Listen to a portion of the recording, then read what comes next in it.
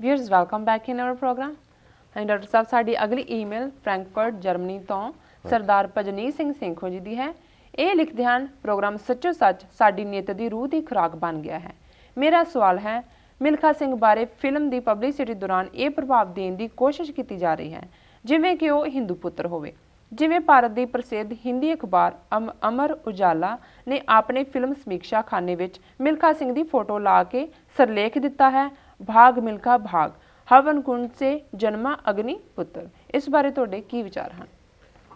देखो, इस बारे सानू सर कुलदीप सिंह यूके वालियां ने भी अमर उजाला का ओरीजिनल पेज भेजा सी जी, पर क्योंकि उदों असीं ऑलरेडी जिक्र इहदे ते कर चुके सी कि किवें ये सारा इशू है जी जी। और हुण सर भजनीत सिंह सेखों दा असीं धन्नवाद करते हैं। फ्रैंकफर्ट तो उन्होंने लिखे जी जी, तो उन्होंने भी उस इशू नूं हाईलाइट किया है और बिल्कुल ठीक है दोनों वीरां दी ऑब्जरवेशन जी जी कि जदों असीं देखते हैं मीडिया दे कोल हुण अमर उजाला सिर्फ कोई रैग टाइप पेपर नहीं है। जी, पंजाब दे विच भी लेटली इन्होंने हिंदी अखबारां दी इन्नी ज़बरदस्त मार्केटिंग की है जी जी कि दैनिक जागरण अमर उजाला पंजाब दे विच भी बहुत ज़्यादा पढ़े जाते हैं। सिख पंजाबी पढ़नों तो रह गए, हिंदी जरूर पढ़न लग गए हैं। जी। और उहदे च एक पासे भाग मिल्खा भाग जिहड़ा कि फिल्म का नाम है जी, वो उत्ते लग्या होया है। फिल्म समीक्षा मिल्खा सिंह दी ट्रैक दे विच दौड़दियां दी फोटो है जी, ते थल्ले कैप्शन है अगन कुंड से अगन हवन कुंड से जन्मा अगन पुत्र। जी जी, हुण ये गल जदों कोई भी पढ़ेगा जिन्हें खबर की डिटेल नहीं पढ़नी, जी हुण ये जिहड़ा सिंबॉलिज्म है ये टिपिकल सनातनी हिंदू सिंबॉलिज्म है जी जी क्योंकि इहदे नाल कहानी भी उही है। जी, हुण हवन कुंड दे विच जिहड़ा अग बाली हुंदी है और उहदे च समग्री पाई जाती है जिहड़ा उन्हां दा देवतियां नूं रिझाण दा तरीका है। सारा रिगवेद जिहड़ा रिचुअलिज्म है उहदे च जिहड़े हवन भी हुंदे ने और यज्ञ नाल जुड़े भी यज्ञ हिंदी दे विच हवन नूं कहंदे ने, पंजाबी च असीं हवन कहंदे हां। जी सो उन्हें जे यज्ञ वरत्या हुंदा शब्द तो शायद बहुतियां नूं समझ ना आंदी, सो उन्हें वरत्या भी जिहड़ा आम कॉमन मैनस वर्ड है हवन कुंड। जी जी, हुण जिहड़ा अग दे विचों निकलेगा जी वो उन्हां दी देवतियां दी कहानी अग्नि पुत्र दी है कि जी वो तो बहुत बलवान है और वो हवन कुंड चों निकले। जी, सो ज़ाहिर है कि इस सिंबॉलिज्म राहीं उन्होंने प्रभाव देने की कोशिश की है कि जिवें मिल्खा सिंह दा जिहड़ा इंस्पिरेशनल पार्ट है जिस चों उन्होंने सारी प्रेरणा मिली जी, वो हिंदू हवन कुंड और अगन पुत्र जिहड़े उन्हां दे अपने देवते ने जी वो है। जी। सो हुण जिथे एक पासे तो ये सूखम हालांकि सारी स्टोरी दे विच इस किस्म की कोई कहानी नहीं जी, ना कोई किसी हवन कुंड की कहानी का जिक्र है ना दूजा वो मिल्खा सिंह नाल ही संबंधित है कि उन्हें किवें बड़ियां हार्डशिप्स चों जिहड़ा वो जाके उस लैवल तक पहुंचा कि उन्हें ओलंपिक का रिकॉर्ड बीट किया जी, पर हैडलाइन चो ये गल अपने आप च ज़ाहिर चली जाती है कि भी जिवें उहदा पिछोकड़ हिंदू है। जी और बदकिस्मती ये है कि भी पाकिस्तान दे विच भी बैठे जिहड़े कुछ हवालदार ने उन्होंने बिना गल की डैप्थ नूं समझिया जदों उहदा प्रोमो चल रहा सी फिल्म का जी, तो उहदे चों डायलॉग सी जदों कि वो लाहौर जिहड़ी दौड़ होण वाली है उहदे च नहीं जाना चाहुंदा है क्योंकि 47 के दौर च उहदे मापिओ भैणां भरा वड्डे मारे गए सी उत्थे जी, तो वो उन्होंने थोड़ा जिहा ज़्यादा चलाया। तो पाकिस्तान ने समझदे हैं कि जी ये जिहड़ी है साडी तौहीन है उन्होंने किताब ते पाबंदी ला दी। जी हुण ये मौका होर मिल गया और हो सकता है जे पाकिस्तान च पाबंदी ना लगती तो जिस तरीके नाल इन्हां ने बहुत मीडिया ने चुक्या पर उन्होंने इंस्पीरेशन जिहड़ा वो हिंदूत्ववाद ही बना के ही महाराष्ट्र सरकार ने उस दे उत्ते जिहड़ा टैक्स है जिहड़ा सिनेमा दे उत्ते लगदा है जी जी, वो भी मुआफ कर दिता। चंगी गल है असीं समझदे पर जिहड़ी कहानी एक सिख रिजिलियंस दी सी, जी जिहड़ी कहानी एक सिख दी उस प्रेरणा दी सी कि उन्हें उन्हां हालातां दे विच भी टफ लाइफ चों वो निकलिया, कदे जेब कतरा बनया, कदे 47 सब कुछ जिहड़ा वो गवा के लुट पटा के स्टेशनां ते सौंदा, भांडे मांजदा और चोरियां करदा, इदां दा जिहड़ा मुंडा सी जी, किवें वो अगे वधिया, किवें उसकी प्रेरणा रही हमेशा जी, और उन्हें कदे अपने जिहड़े केसां दे नाल कोई पततपुणा नहीं, हालात दाड़ी तो कट्टी हुई है लेकिन उन्हां हालातां च भी टफ लाइफ च भी जिहड़ा उसने अपनी जित हासिल करके ਇੰਟਰਨੈਸ਼ਨਲ ਲੈਵਲ ਦੀ, ਇਹ ਸਿੱਖੀ ਰੈਜ਼ਿਲੀਅੰਸ ਹੈ ਜੀ। ਇਹ ਕੋਈ ਹਵਨ ਕੁੰਡ ਤੇ ਅਗਨ ਕੁੰਡ ਦੀ ਰੈਜ਼ਿਲੀਅੰਸ ਨਹੀਂ ਹੈ। ਇੱਕ ਮੈਂ ਦੇਖ ਰਿਹਾ ਸੀ ਕਿਸੇ ਨੇ ਕੋਟ ਕੀਤਾ ਚੰਦਰ ਸ਼ੇਖਰ ਨੂੰ, ਜਿਹੜਾ ਪ੍ਰਾਈਮ ਮਿਨਿਸਟਰ ਰਿਹਾ ਇੰਡੀਆ ਦਾ, ਔਰ ਉਹਦੇ ਬਾਰੇ ਕਿਹਾ ਜਾਂਦਾ ਹੈ ਕਿ ਜੀ ਉਹਨੇ ਜੂਨ 84 ਦੇ ਵਿੱਚ ਕੰਡੈਮ ਕੀਤਾ ਸੀ ਹਮਲਾ ਇੰਦਰਾ ਗਾਂਧੀ ਵੱਲੋਂ। ਹਾਲਾਂ ਮੈਨੂੰ ਤਾਂ ਨਹੀਂ ਕਿਤੇ ਦੇਖਣ ਦਾ ਮੌਕਾ ਬਣਿਆ ਜੀ ਕਿ ਵੀ ਕਿੱਥੇ ਉਹਨੇ ਕਿਹਾ, ਪਰ ਉਹਦੇ ਬਾਰੇ ਕਿਹਾ ਜਾਂਦਾ ਵੀ ਉਹਨੇ ਇਹ ਗੱਲ ਕਹੀ ਸੀ ਕਿ ਜੀ ਤੁਸੀਂ ਸਿੱਖਾਂ ਦਾ ਮੁਕਾਬਲਾ ਕਿਵੇਂ ਕਰੋਗੇ ਇੰਡੀਆ 'ਚ।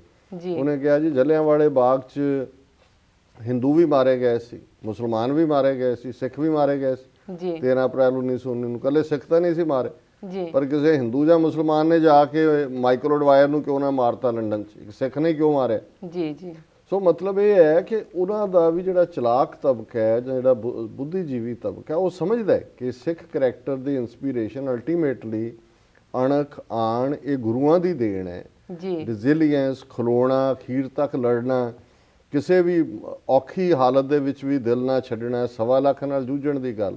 ਜੀ ਸੋ ਉਹਦੇ 'ਚ ਉਹਨਾਂ ਦੇ ਕੋਲ ਆਪਣਾ ਤਾਂ ਕੁਝ ਹੈ ਨਹੀਂ। ਹਿੰਦੂਤਵਾ 'ਚ ਨਾ ਅਗਨ ਕੁੰਡ ਹੈ, ਨਾ ਕੋਈ ਅਗਨ ਪੁੱਤਰ ਜੰਮਿਆ ਅੱਜ ਤੱਕ, ਨਾ ਕੋਈ ਪੁੱਤਰੀ ਜੰਮੀ ਹੈ ਅਗਨ ਦੀ। ਜੀ ਜੀ ਤੇ ਹੁਣ ਸਿੱਖਾਂ ਨੂੰ ਜਿਹੜੇ ਗੁਰੂ ਦੀ ਪ੍ਰੇਰਣਾ ਨਾਲ ਇਸ ਪਾਸੇ ਜਿਹੜੀ ਸਿੱਖੀ ਨੇ ਜਿਹੜੀ ਸਟਰੈਂਥ ਦਿੱਤੀ ਹੈ, ਉਹਨੂੰ ਹੁਣ ਬਣਾਈ ਜਾਓ ਅਗਨ ਕੁੰਡ 'ਚ। ਜੀ ਜੀ ਕੀ ਕਰ ਸਕਦੇ ਹਾਂ, ਕਿਉਂਕਿ ਆਪਣੇ ਜੋ ਸੁੱਤੇ ਹੋਏ ਨੇ ਜਾਂ ਬਾਦਲ ਨਹੀਂ ਜੇ ਸਾਰਾ ਪੰਥ ਚੁੱਕ ਕੇ ਹਿੰਦੂ ਤਵੀਆਂ ਦੀ ਝੋਲੀ 'ਚ ਪਾਇਆ ਹੋਇਆ, ਤੇ ਉਹ ਕਿਸੇ ਨੂੰ ਕੀ ਕਿਹਾ ਜਾ ਸਕਦਾ ਵੀ ਮੀਡੀਆ ਨੇ ਕੀ ਕਹਿ ਦਿੱਤਾ। ਜੀ ਡਾਕਟਰ ਸਾਹਿਬ, ਸਾਡੀ ਅਗਲੀ ਈਮੇਲ ਵਰਜੀਨੀਆ ਤੋਂ ਵੀਰ ਪਰਮਜੀਤ ਸਿੰਘ ਜੀ ਦੀ ਹੈ। ਇਹ ਲਿਖਦੇ ਹਨ, 45 ਅਫਸਰ ਵੱਲੋਂ ਇਸ਼ਰਤ ਜਹਾਂ ਕੇਸ ਵਿੱਚ ਆਇਆ ਬਿਆਨ ਕਿ ਭਾਰਤੀ ਪਾਰਲੀਮੈਂਟ ਤੇ ਕੀਤਾ ਗਿਆ ਹਮਲਾ ਸਰਕਾਰ ਦੀ ਆਪਣੀ ਹੀ ਸਾਜ਼ਿਸ਼ ਸੀ, ਪਰ ਜਦੋਂ ਕਿ ਇਸ ਕੇਸ ਵਿੱਚ ਅਫਜ਼ਲ ਗੁਰੂ ਨੂੰ ਫਾਂਸੀ ਤੇ ਲਟਕਾਇਆ ਜਾ ਚੁੱਕਾ ਹੈ, ਕੱਲ ਨੂੰ ਅਦਾਲਤ ਇਸ ਕੇਸ ਵਿੱਚ ਭਾਰਤ ਸਰਕਾਰ ਨੂੰ ਦੋਸ਼ੀ ਗਰਦਾਨਦੀ ਹੈ, ਤਾਂ ਅਫਜ਼ਲ ਗੁਰੂ ਨੂੰ ਕਿਵੇਂ ਵਾਪਸ ਲਿਆਂਦਾ ਜਾ ਸਕੇਗਾ। ਇਸੇ ਤਰ੍ਹਾਂ ਪ੍ਰੋਫੈਸਰ ਭੁੱਲਰ ਨੂੰ ਵੀ ਝੂਠੇ ਕੇਸ ਵਿੱਚ ਫਸਾ ਕੇ ਮੌਤ ਦੀ ਸਜ਼ਾ ਦੇਣ ਦੀਆਂ ਤਿਆਰੀਆਂ ਹੋ ਰਹੀਆਂ ਹਨ, ਪਰ ਦੂਸਰੇ ਪਾਸੇ ਪੰਜਾਬ ਪੁਲਿਸ ਦੇ ਇੱਕ ਅਫਸਰ ਵੱਲੋਂ ਦਰਜਨਾਂ ਸਿੱਖਾਂ ਨੂੰ ਝੂਠੇ ਪੁਲਿਸ ਮੁਕਾਬਲਿਆਂ ਵਿੱਚ ਮਾਰਨ ਦਾ ਇੰਕਸ਼ਾਫ ਕੀਤਾ ਗਿਆ ਹੈ, ਪਰ ਉਹਨੂੰ ਅਜੇ ਤੱਕ ਗ੍ਰਿਫਤਾਰ ਨਹੀਂ ਕੀਤਾ ਗਿਆ। ਜੇ ਅਜੇ ਵੀ ਪੰਜਾਬ ਦੇ ਲੋਕ ਆਪਣਾ ਮੂੰਹ ਬੰਦ ਰੱਖਦੇ ਹਨ, ਤਾਂ ਉਹ ਆਉਣ ਵਾਲੀਆਂ ਕਈ ਪੀੜ੍ਹੀਆਂ ਲਈ ਗੁਲਾਮ ਰਹਿਣ ਦੇ ਕਾਬਿਲ ਹੀ ਹਨ। ਕਿਰਪਾ ਕਰਕੇ ਜ਼ਰਾ ਸਖਤ ਸ਼ਬਦਾਂ ਵਿੱਚ ਪੰਜਾਬ ਵਿਚਲੇ ਇਹਨਾਂ ਗੁਲਾਮੀ ਕਬੂਲ ਚੁੱਕੇ ਸਿੱਖਾਂ ਦੀ ਖਬਰ ਲਵੋ, ਤਾਂ ਕਿ ਇਹ ਡੂੰਘੀ ਨੀਂਦ ਚੋਂ ਜਾਗਣ ਤੇ ਕੌਮੀ ਆਜ਼ਾਦੀ ਲਈ ਹਮਲਾ ਮਾਰਨ। ਡਾਕਟਰ ਸਾਹਿਬ, ਸਭ ਤੋਂ ਪਹਿਲਾਂ ਤਾਂ ਵੀਰ ਪਰਮਜੀਤ ਸਿੰਘ ਜੀ ਦਾ ਧੰਨਵਾਦ।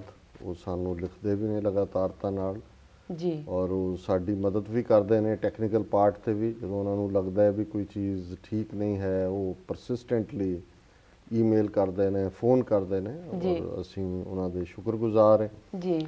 ਉਹਨਾਂ ਦੀਆਂ 2-3 ਈਮੇਲਸ ਪਿਛਲੇ ਇਹਨਾਂ 2-3 ਹਫ਼ਤਿਆਂ 'ਚ ਆਈਆਂ। ਸੋ ਅਸੀਂ ਕਿਉਂਕਿ ਬਾਹਰੋਂ ਬਹੁਤ ਸਾਰੇ ਸਾਡੇ ਵੀਰ ਭੈਣਾਂ ਲਿਖਦੇ ਨੇ, ਸੋ ਅਸੀਂ ਉਹਨਾਂ ਨੂੰ ਸ਼ਾਮਲ ਨਹੀਂ ਕਰ ਸਕੇ। ਸੋ ਅੱਜ ਅਸੀਂ ਕਾਫੀ ਦੇਰ ਬਾਅਦ ਹੀ ਉਹਨਾਂ ਦੀ ਈਮੇਲ ਸ਼ਾਮਲ ਕਰ ਰਹੇ ਹਾਂ। ਜੀ ਜੀ। ਉਹਨਾਂ ਨੇ ਜਿਹੜਾ ਨੁਕਤਾ ਉਠਾਇਆ ਉਹ ਬੜਾ ਰੈਲੇਵੈਂਟ ਹੈ ਜੀ। ਔਰ ਦੁਨੀਆ 'ਚ ਜਿਹੜੇ ਗਰੁੱਪ ਜਾਂ ਸੰਸਥਾਵਾਂ ਡੈਥ ਪੈਨਲਟੀ ਦੇ ਖਿਲਾਫ ਜਾਂ ਮੌਤ ਦੀ ਸਜ਼ਾ ਦੇ ਖਿਲਾਫ ਜਿਹਾਦ ਕਰ ਰਹੀਆਂ ਨੇ ਜਾਂ ਉਸ ਦੀ ਐਡਵੋਕੇਸੀ ਕਰਦੀਆਂ ਨੇ, ਇਹ ਆਰਗੂਮੈਂਟ ਉਹੀ ਇਸਤੇਮਾਲ ਕਰਦੀਆਂ।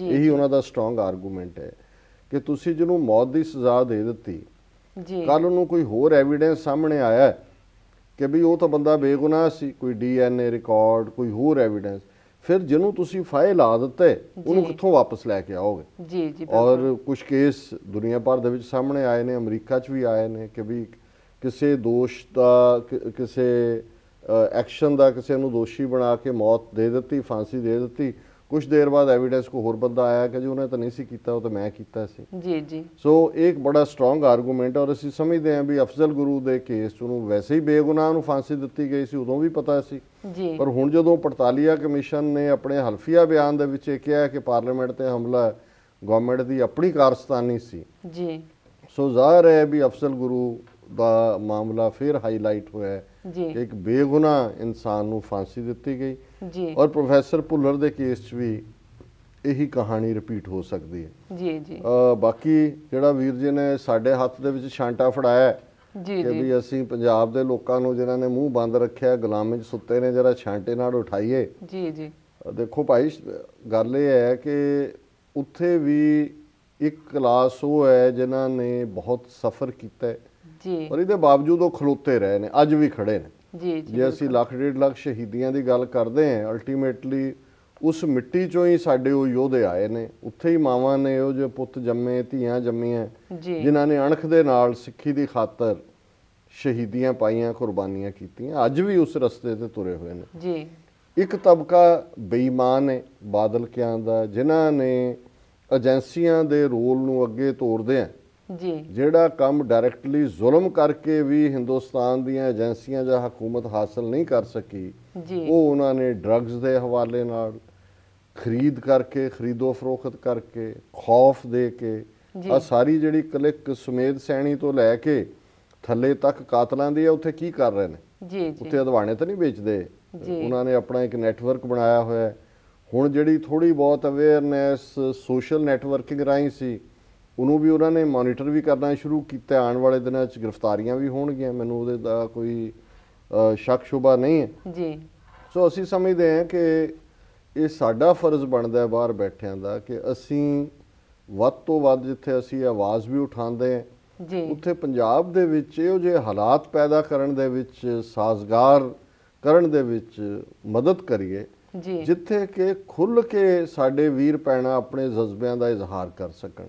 ਜੀ ਜਿਹੜੇ ਆਲਰੇਡੀ ਜਿਨ੍ਹਾਂ ਨੇ ਸਫ਼ਰ ਕੀਤਾ ਹੈ, ਉਹਨਾਂ ਦੇ ਪਰਿਵਾਰਾਂ ਦੀ ਠੀਕ ਸਾਂਭ ਸੰਭਾਲ ਹੋ ਸਕੇ, ਜੀ ਤਾਂ ਕਿ ਜਿਨ੍ਹਾਂ ਨੇ ਕੱਲ੍ਹ ਨੂੰ ਕੁੱਦਣਾ ਹੈ ਇਸ ਫੀਲਡ 'ਚ, ਉਹ ਬੇਫਿਕਰ ਰਹਿਣ ਜੀ ਕਿ ਜੇ ਸਾਨੂੰ ਕੁਝ ਹੋ ਵੀ ਜਾਂਦਾ ਹੈ, ਘੱਟੋ ਘੱਟ ਸਾਡੇ ਪਰਿਵਾਰ ਨਹੀਂ ਰੁਲਣਗੇ, ਜਿਸ ਪੱਖੋਂ ਅਸੀਂ ਨਹੀਂ ਕਰ ਸਕੇ। ਸੋ ਮੈਂ ਉਹਨਾਂ ਵਿਚਾਰੇ ਪੰਜਾਬ ਦੇ ਲੋਕਾਂ ਨੂੰ ਕੀ ਕਹਿਣਾ ਹੈ, ਆਲਰੇਡੀ ਉਹਨਾਂ ਚੋਂ ਇੱਕ ਬਹੁਤ ਵੱਡਾ ਤਬਕਾ ਪੰਥ ਦੇ ਨਾਲ ਪਿਆਰ ਕਰਨ ਵਾਲਾ ਹੈ, ਉਹਨਾਂ ਦੀ ਚੁੱਪ ਨੇ ਬਹੁਤ ਵਾਰ ਇੱਕ ਗੂੰਗੇ ਦੀ ਚੁੱਪ ਹੁੰਦੀ ਹੈ ਕਿ ਵੀ ਉਸ ਨੂੰ ਪਤਾ ਇਹ ਹੁੰਦਾ ਹੈ ਕਿ ਵੀ ਕੀ ਚੱਲ ਰਿਹਾ, ਪਰ ਉਹ ਬੋਲਣ ਤੋਂ ਇਸ ਲਈ ਅਸਮਰਥ ਹੁੰਦਾ ਹੈ ਕਿ ਬੋਲਣਾ ਮੌਤ ਦੀ ਘੰਟੀ ਹੁੰਦੀ ਹੈ। ਜੀ ਜੀ ਸੋ ਅਸੀਂ ਫਿਰ ਵੀ ਧੰਨਵਾਦੀ ਹਾਂ ਵੀਰ ਪਰਮਜੀਤ ਸਿੰਘ ਜੀ ਦੇ ਕਿ ਉਹਨਾਂ ਨੇ ਸਾਨੂੰ ਲਿਖਿਆ ਹੈ ਔਰ ਹਮੇਸ਼ਾ ਸਾਨੂੰ ਵੱਧ ਤੋਂ ਵੱਧ ਉਹ ਜਾਣਕਾਰੀ ਵੀ ਭੇਜਦੇ ਨੇ। ਜੀ ਡਾਕਟਰ ਸਾਹਿਬ, ਹੁਣ ਵੇਲਾ ਹੋ ਗਿਆ ਛੋਟੇ ਬ੍ਰੇਕ ਦਾ।